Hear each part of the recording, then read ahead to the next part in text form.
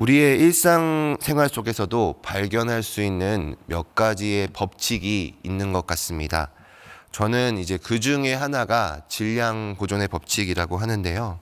이 질량 보존의 법칙은 우리가 중학교 이제 과학 시간에 배우는 법칙입니다. 잘 기억이 나지 않아서 어떻게 설명하면 좋을까 싶어 인터넷에 검색을 해보았습니다. 인터넷에 검색을 해보니까 이 질량 보존의 법칙을 이렇게 소개를 해주고 있었습니다. 음식을 먹고 몸무게를 바로 재면 먹은 음식의 질량만큼 몸무게가 증가한다. 즉 음식을 먹어 몸속에서 소화시켜도 몸무게와 음식의 질량은 보존된다라고 이렇게 소개가 나오고 있었습니다. 제가 어저께 간 식당에서 이제 보니까 식당에 크게 붙어있는 문구가 맛있게 먹으면 0칼로리라고 써 있었는데 거짓말이었던 것 같습니다. 질량은 역시 보존이 되고 있습니다. 근데 이 법칙은 과학에서도 사용이 되겠지만 저희들의 일상생활에서도 찾아볼 수가 있습니다. 직장이나 사회생활 속에서 우리가 생각이 모자르거나 행동이 어리석은 사람의 질량 보존의 법칙을 이야기합니다.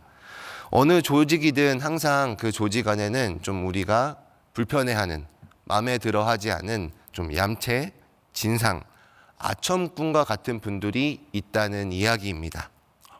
생각이 모자르거나 행동이 어리석은 분들을 피해서 다른 곳으로 옮기게 되면 다른 곳에서 똑같이 이런 분들을 만날 수 있고 또 그 중에서는 좀 심하게 생각이 어리석거나 행동이 모자른 분이 있다면 또 다른 조직에서는 덜한 분들이 여러 명이 있다는, 그러니까 이 분들이 항상 보존이 된다는 이야기를 하곤 합니다. 혹 내 주변에는 이런 사람이 없다고 말하는 분들이 계시다면 그 말을 하고 있는 분이 그런 분일 수도 있다고 이야기를 할 수 있습니다. 그렇다면 이제 저희 이 교회 공동체 안에도 많은 분들이 모여 있잖아요.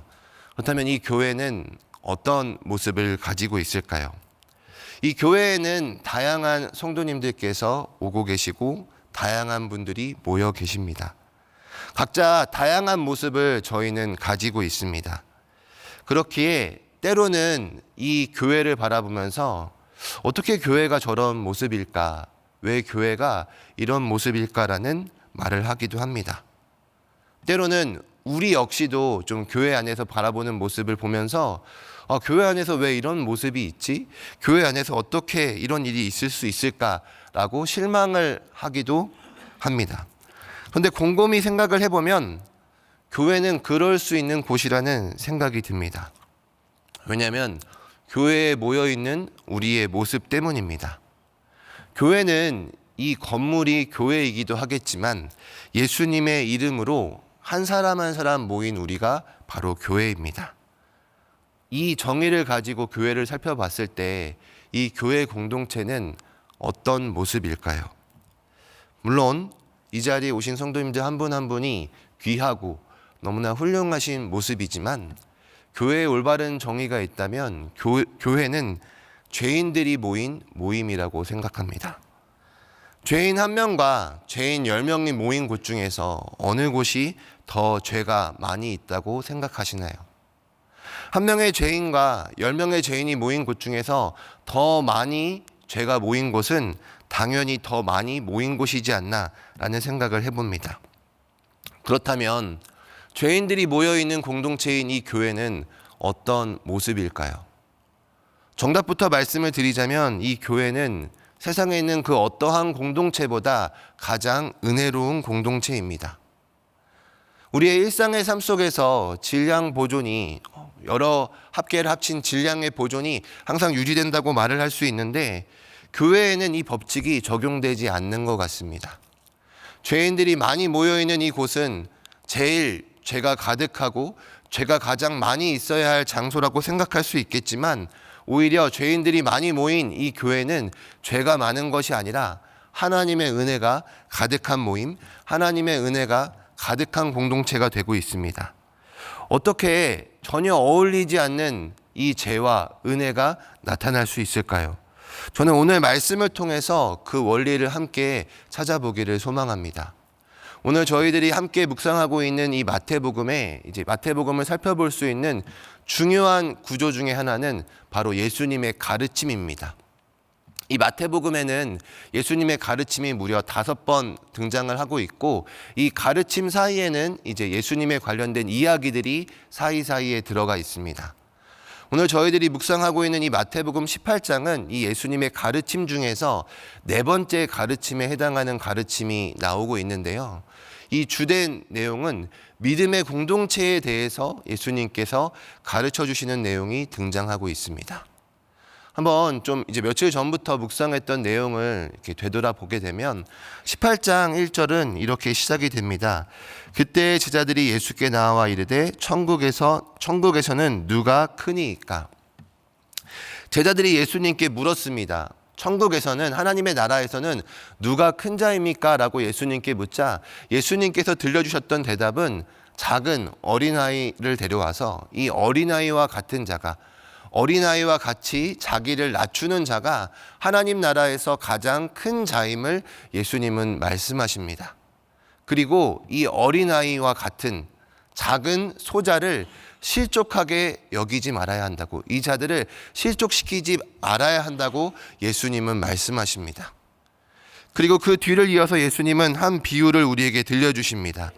바로 우리가 조금 익히 들어왔던 잃은 양의 비유를 말씀하시면서 어떤 한 사람에게 양 100마리가 있었는데 한 마리가 길을 잃고 잃어버리게 되어서 이 길 잃은 양을 찾고 이 찾은 양이 돌아온 것을 기뻐하는 말씀을 하시며, 작은 자 중에서 하나라도 잃으면 안 되는 것을 예수님은 말씀하십니다.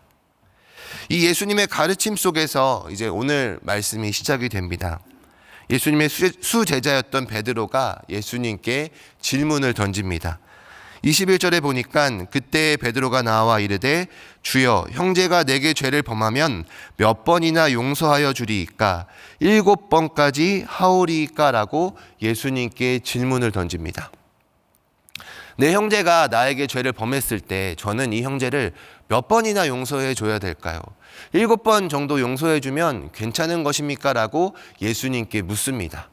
근데 사실 이 베드로의 질문은 대단한 내용을 함축하고 있습니다. 왜냐하면 이때 당시에 랍비들이 용서를 가르쳤을 때 통용되었던 용서의 횟수는 3번이었기 때문입니다.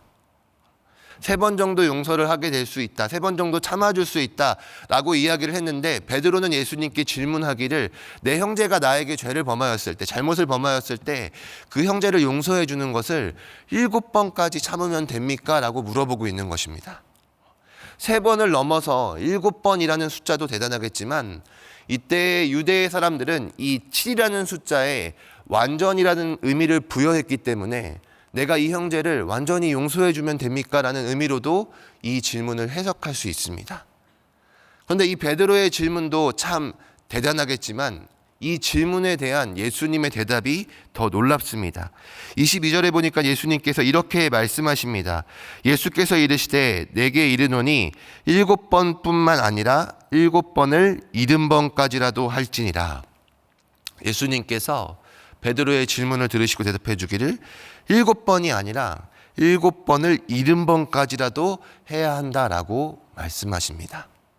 이 7번을 70번까지라도 말씀하신 이 구절을 이제 창세기 4장 24절에서 나오고 있는 라멕을 해친 자의 벌에 대한 내용을 이제 인용한 것으로서 이것을 이렇게 77번으로 해석을 할 수도 있고요. 아니면 이제 70번에 7배를 한 것으로 490회라고 해석을 할 수도 있다고 합니다. 중요한 건 여기서 예수님이 대답해 주셨던 횟수가 중요한 것이 아니라, 베드로는 완전을 의미하는 7번까지 용서해야 됩니까? 라고 물어봤던 이 질문에 예수님은 70번을 7번까지, 그러니까 오히려 베드로가 말한 7번을 70번까지라도 말씀하시면서 더 많은, 어떻게 보면 베드로의 용서보다 더 높은 용서를 요구하고 있으십니다.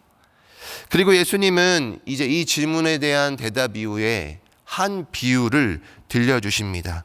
23절에 이렇게 나옵니다. 그러므로 천국은 그 종들과 결산하려 하던 어떤 임금과 같으니, 이제 천국에 대한 말씀을 말씀하시면서 그 종들과 결산하려 하던 어떤 임금에 한 비유를 우리들에게 또 이 제자들에게 소개해 주고 있습니다. 이제 이 임금은 자신의 종들과 결산을 하려고 하였는데요. 이 임금에게는 정말 큰 빚을 지고 있었던 종이 있었습니다. 그 자가 이 임금에게, 이 주인에게 빚진 양이 얼마냐고 성경에는 나오고 있냐면 10,000달란트라고 소개를 해주고 있습니다. 사실 화폐적 단위로도 너무나 큰 단위였는데 저희가 크게 와닿지가 않잖아요. 근데 보통 한 달란트가 이때 당시에 이제 환산을 해보게 되면 6천 데나리온 정도 된다고 하는데, 이 데나리온이라는 화폐의 가치는 한 노동자가 하루 동안 일한 품삯이라고 계산을 해보실 수 있을 것 같습니다. 그래서 이제 이 10,000달란트를 제가 이제 우리나라의 화폐 단위로 조금 바꿔보니까 대략적으로 계산을 해봤을 때 한 6조 원에서 10조 원 정도 되는 금액이라고 합니다. 네, 별로 놀라시지도 않으시죠? 네. 이제 엄청난 금액의 단위라고 여기실 수 있을 텐데요. 이 10,000달란트는 이제 그런 이제 화폐적 단위로 너무나 높은 금액이겠지만, 당시 이제 헬라의 숫자의 개념에서 이제 만이라는 숫자가 최고 높은 숫자였고, 달란트라는 이 화폐 단위가 화폐 단위에서 제일 높은 단위인 걸 보아 정말 이거는 이 종이 도저히 갚을 수 없는 빚의 단위, 그 어떠한 빚보다 가장 높은 빚을 지고 있었음을 우리들에게 보여주고 있습니다. 이제 이 주인이 이 종에게 네가 가지고 있는 것을 다 팔아서 빚을 갚으라고 하였습니다. 하지만 아까도 말씀을 드렸지만 도저히 이것은 갚을 수 있는 빚의 양이 아니었습니다. 그래서 종은 자신에게 참아주기를 요청하고 어떻게든 자기 자신이 이 빚을 다 갚겠다고 말을 하였습니다. 하지만 이 양은 절대로 이 종이 다 갚을 수 있는 양이 아니었습니다. 그런데 정말 이상한 것은 이 비유에서 주인이 이 종의 이야기를 듣고 이 빚을 전부 다 탕감하여 주었다는 것입니다. 이 주인이 종의 빚을 탕감하여 준 이유에 대해서 성경은 이렇게 말씀하고 있습니다. 그 종의 주인이 불쌍히 여겨 놓아보내며 그 빚을 탕감하여 주었더니, 말도 안 되는 이 금액을 주인은 다 탕감하여 주었는데, 그 탕감하여 준 이유에 대해서 성경 말씀은 주인이 종을 불쌍히 여겼기 때문에 그 빚을 다 탕감하여 주었다라고 설명해 주고 있습니다. 종이 어떠한 행동을, 어떠한 모습을 주인에게 보였기 때문에, 어떠한 행동을 했기 때문에 주인이 이 종을 탕감해 준 것이 아니라 그저 주인이 이 종을 불쌍히 여겼기 때문에 말도 안 되는 그 빚을 전부 탕감해 주고 있는 모습이 오늘 말씀 속에 나옵니다. 하지만 이 비유가 반전됩니다. 주인에게 말로 할 수 없었던 은혜를 입은 이 종이 보인 그 다음의 행동 때문인데요. 이 종은 주인에게 말할 수 없는 은혜를 입었습니다. 그런데 이 종이 보여준 모습은 자신에게 빚진 다른 종을 옥에 가두는 일이었습니다. 결국 주인은 노하여서 그 종을 다시 옥에 가두도록 합니다. 그리고 이 비유는 이렇게 끝이 납니다. 우리 한번 다 같이 오늘 읽었던 35절의 말씀 함께 같이 읽어보겠습니다. 너희가 각각 마음으로부터 형제를 용서하지 아니하면 나의 하늘 아버지께서도 너희에게 이와 같이 하시리라. 저는 이 말씀을 묵상하며 떠오르는 한 장면이 있었습니다. 그 장면은 바로 나단 선지자가 다윗을 찾아와서 죄를 지적했던 장면입니다. 나단 선지자의 이야기를 들은 다윗은 분노했습니다. 가난한 자의 새끼 양을 빼앗은 이야기를 듣고 다윗은 분노하며 이 일을 행한 사람은 마땅히 죽을 자라고 소리쳤습니다. 그 소리치고 있는 모습 속 가운데 나단 선지자는 다윗에게 말합니다. 당신이 바로 그 사람입니다. 저는 35절 말씀이 마치 이와 같은 모습이지 않나라는 생각을 해봅니다. 예수님의 비유를 들으면서 우리는 이 말할 수 없는 10,000달란트 빚진 자를 바라보며 야, 어떻게 이런 사람이 다 있을 수 있냐? 어떻게 이런 모습을 보일 수 있냐? 자기가 너무나 큰 말로 할 수 없는 은혜를 입었는데 그가 보인 행동이 어떻게 이런 모습을 보일 수 있나? 라고 생각할 수 있겠지만 35절은 이와 같이 이야기합니다. 너희가 각각 마음으로부터 형제를 용서하지 아니하면 나의 하늘 아버지께서도 너희에게 이와 같이 하시니라. 바로 오늘 이 10,000달란트 빚진 자와 같은 모습이 오늘 저의 모습이고 이 자리에 앉아 계신 우리 성도님들의 모습이라는 것입니다. 사실 이 마태복음 18장에서 보여주고 있는 믿음의 공동체에 대해서 가르쳐 주시고 있는 이 대상은 항상 우리를 가리키고 있었습니다. 예수님께서 말한 어린아이와 같은 자가 누구의 모습이라고 생각하십니까? 여기서 나오는 어린아이는 우리가 바라보는 정말 귀엽고 순진한 이런 어린아이와 같은 모습이기보다는 오히려 자신의 힘으로는 스스로 아무것도 할 수 없는, 사회적으로 아무런 힘이 없는, 아무런 능력이 없는 존재의 모습을 가리킵니다. 작은 소자의 모습입니다. 이 작은 소자의 모습이 누구의 모습이었습니까? 오늘 저와 여러분들의 모습이지 않았습니까? 이 작은 소자를 실족하지 아니하기 위해 하늘의 왕이신 예수 그리스도께서 우리들을 찾아와 주셨습니다. 길 잃은 양의 모습이 누구의 모습이었습니까? 하나님의 말씀을 떠나 내 마음대로 살아가려고 했었던 오늘 우리들의 모습이지 않습니까? 10,000달란트 빚진 자의 모습은 바로 오늘 우리들의 모습이었습니다. 주인에게 말로 할 수 없는 은혜를 입은 자들, 어떻게든 그 빚을 갚을 수 없는 자들, 그 빚을 탕감할 수 없는 자들이 오늘 우리의 모습이었습니다. 그런 우리를 향해 35절은 이와 같이 말합니다. 너희가 각각 마음으로부터 형제를 용서하지 아니하면 나의 하늘 아버지께서도 너희에게 이와 같이 하시니라. 물론 내 옆에 있는 형제를 용서하라는 구절처럼 우리는 볼 수 있겠지만 그 구절 이전에 우리의 모습을 살펴보라는 말씀으로 생각됩니다. 우리는 하나님께 말로 할 수 없는 은혜를 입었습니다. 우리가 도저히 갚을 수 없는 10,000달란트 빚진 그 빚을 탕감받았습니다. 사실 이 빚이라는 단어는 또 다른 단어의 의미로 죄로도 해석할 수 있습니다. 우리가 가지고 있는 그 죄를, 내가 가지고 있었던 그 죄를 우리는 무엇으로 탕감받을 수 있었겠습니까? 우리가 주인에게 무엇인가를 보였기 때문에, 무엇인가를 했기 때문에 그 죄를 탕감받았겠습니까? 그렇지 않습니다. 우리가 그 죄를 탕감받을 수 있었던 이유, 바로 주인이 우리를 불쌍히 여겼기 때문입니다.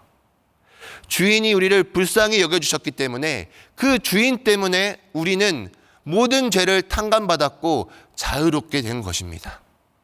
그렇다면 우리 이 믿음의 공동체 가운데 가장 흘러가야 될 중요한 원리와 원칙과 법칙이 있다면 그것은 오직 하나입니다. 바로 우리의 주인이신 하늘 아버지께서 우리에게 허락하여 주신 하나님의 은혜입니다. 세상에는 여러 가지 법칙이 있습니다. 원인이 있으면 결과가 있다고 이야기를 하고 있고, 질량이 똑같이 유지된다는, 질량이 보존된다는 법칙이 있습니다. 하지만 이 교회 가운데 유일하게 있어야 할 법칙이 있다면, 세상이 이해할 수 없는 우리가 가져야 될 중요한 법칙이 있다면 그것은 바로 은혜의 법칙입니다. 우리는 그 은혜를 힘입고 살아가는 자들입니다. 우리의 주인 되신 하늘 아버지께서 그 말로 할 수 없는 은혜로 우리의 모든 빚을 탕감하여 주셨고 우리의 죄를 용서하여 주셨습니다. 그렇다면 우리의 이 공동체 가운데 보여줘야 할 바른 모습은 그 은혜를 흘려 보내주는 것입니다. 내가 하나님 앞에 받았던 그 은혜를 우리의 공동체 가운데 흘려 보내주는 것을 우리는 보여줄 수 있어야 합니다. 이것을 하나의 행동으로, 행위로, 나의 법률로 보여주는 것이 아니라 나에게 하늘 아버지께 받은 그 은혜를 자연스럽게 흘려 보내줄 수 있어야 합니다. 오늘 이 말씀을 기억하며 내가 속해져 있는 우리 믿음의 공동체 가운데 이 은혜를 흘려 보내줄 수 있는 저와 여러분들이 될 수 있기를 주님의 이름으로 축원합니다. 오늘 시작되는 우리의 이 하루 가운데 내가 만나는 많은 이들에게 내가 하늘 아버지께 받았던 그 은혜를 기억하며 그 은혜를 나눠줄 수 있는 우리의 모습이 될 수 있기를 소망합니다. 많은 이들은 말합니다. 왜 교회가 그러한 모습이냐고, 왜 교회에 이런 모습이 있을 수 있냐고. 그러한 모습이 있을 수밖에 없습니다. 왜냐하면 우리가 행동하는 것은 여전히 죄악된 모습이기 때문입니다. 하지만 그 가운데 나에게 받았던 그 은혜를 기억하며 그 은혜를 흘려보내준다면 우리의 이 모임과 우리의 공동체는 죄가 가득한 모임, 죄가 넘쳐나는 모임이 되는 것이 아니라 하나님의 가장 은혜로운 모임, 가장 은혜로운 공동체가 될 줄을 믿습니다. 이 은혜를 기억하며 은혜를 흘려보내줄 수 있는 저와 여러분들이 될 수 있기를 주님의 이름으로 간절히 소망합니다. 우리 함께 같이 오늘 받은 말씀을 기억하며 또 이 시간에 우리가 가지고 있는 개인의 기도 제목을 기억하며 기도하며 나아가도록 하겠습니다.